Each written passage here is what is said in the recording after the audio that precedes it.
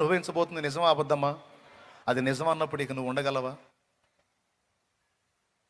ఈ సంగతి అర్థం కాలేదు కాబట్టే ఖాళీ దొరికితే లోకంలో తిరుగుతున్నారు. లోకంలో కాదు పిచ్చోడా, దేవుని సన్నిధిలో గడపాలి. లోకంలో కాదు పిచ్చిదానా, దేవుని సన్నిధిలో గడపాలి. వెర్రిమొహమా, ఒక్కరోజు ఈరోజు ఖాళీ వచ్చిందా, ఆ రోజు ఇందులో దేవుని లెక్కలో జమ వేసేసాయి, దేవుని సన్నిధిలో జమ వేసేసాయి. నువ్వు ప్రార్థన చేస్తావో, పరిచర్య చేస్తావో, మందిరం ఉడుతావో, లేకపోతే మందిరంలో గడిపేస్తావో, ఖాళీగా ధ్యానం చేసుకుంటా, ప్రార్థన చేసుకుంటా, వాక్యం చదువుకుంటా, నువ్వు ఎట్ట గడుపుతావో నాకు తెలీదు.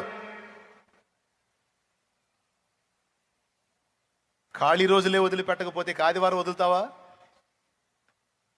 జీవితంలో మర్చిపోవద్దు ఈ సంగతి. తెలియని వాళ్ళు కూడా తెలియజెప్పండి. ఒక్క ఆదివారం మనం దేవుని సహవాసంలో గడుపుట 1000 దినాల ఆశీర్వాదమే కాదు, 1000 సంవత్సరాల దీవెన మనకు దొరికేటట్టు చేస్తుంది. ఇది వాక్య సత్యం అని చెప్పండి. ఉందా లేదా? అది తెలియని వాళ్ళకి మీరే నేర్పాలి, మీరే అవగాహన కలిగించాలి. ఖాళీ దొరికిందా మాట్లాడు.